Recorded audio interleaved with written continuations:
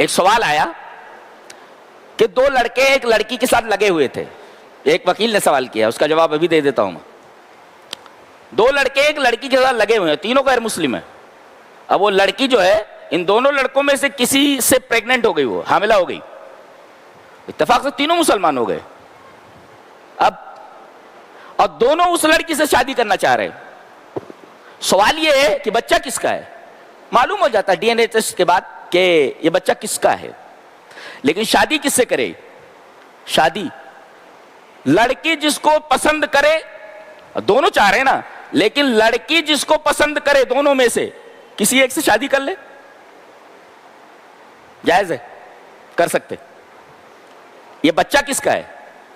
D N a test کے بعد بھی اگر معلوم ہو جائے کہ دونوں میں سے اس کا ہے تو اس کا بچہ نہیں مانا جائے گا, اس کی وراثت میں اس کا حصہ نہیں ہوگا. جی نہیں, وہ پرورش نہیں کرے گا اس کی, اس کا بچہ ہے ہی نہیں وہ, اگرچہ ڈی این اے ٹیسٹ کے بعد معلوم ہو جائے. اس لیے کہ حدیث ہے الولد للفراش وللآخر حجر, یہ جو بچہ ہے یہ باپ کا نہیں ہے, ماں کی وراثت میں اس کو حصہ ملے گا, باپ کی وراثت سے اس کو حصہ نہیں ملے گا. اس لیے کہ لڑکا ولد الزنا ہے, اور ولد الزنا کا باپ کی وراثت میں حصہ نہیں ہوتا. تو یہ بچہ ماں کے ساتھ رہے گا. وہ لڑکا انکار کر سکتا ہے, ٹھیک ہے میرا بیٹا ہے, لیکن شریعت کہتی ہے کہ میں اس کا ذمہ دار نہیں ہوں, اس کے پالنے کا, اس کے کھلانے پلانے کا. میری وراثت میں اس کا حصہ بھی شریعت نے نہیں دیا. ولد الزنا کا حصہ شریعت میں وراثت میں نہیں دیا گیا ہے. جی اچھا, اس کی کوئی نظیر ہے؟ جی ہاں, امام ابو عبید بسند حسن ایک روایت لائے ہیں کہ حضرت عمر رضی اللہ تعالیٰ عنہ کے زمانے میں ایک لڑکے نے ایک لڑکی کے ساتھ زنا کر لیا. حضرت عمر ابن خطاب رضی اللہ تعالیٰ عنہ کے زمانے میں, دور خلافت میں, اور وہ لڑکی حاملہ ہو گئی. حضرت عمر نے پہلے لڑکے کو بلایا اور اس کو کوڑے لگوائے اس کو, اور لڑکی کا جب وضع حمل ہوا, بچہ پیدا ہو گیا, تو لڑکی کو بلا کر کے لڑکی کو بھی کوڑے لگائے گئے. اور اس کے بعد حضرت عمر نے اس لڑکے سے کہا کر لے, اس سے شادی کر لے. اس نے انکار کر دیا, بولے میں نہیں کرتا, میں نہیں کروں گا اس سے.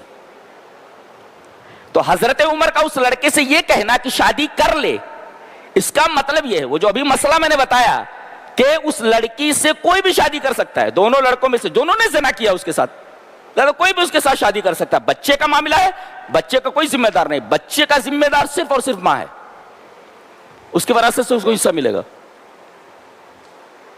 حضرت عمر رضی اللہ تعالی عنہ کے اس واقعے پر امام ابن حزم رحمہ اللہ نے بڑا پیارا تبصرہ کیا ہے کہ اول من تہون الزانیۃ علیہ الذی یزنی بہا, کہ سب سے پہلے زانیہ عورت جس کی نگاہ سے گرتی ہے وہ اس کا بوائے فرینڈ ہوتا ہے.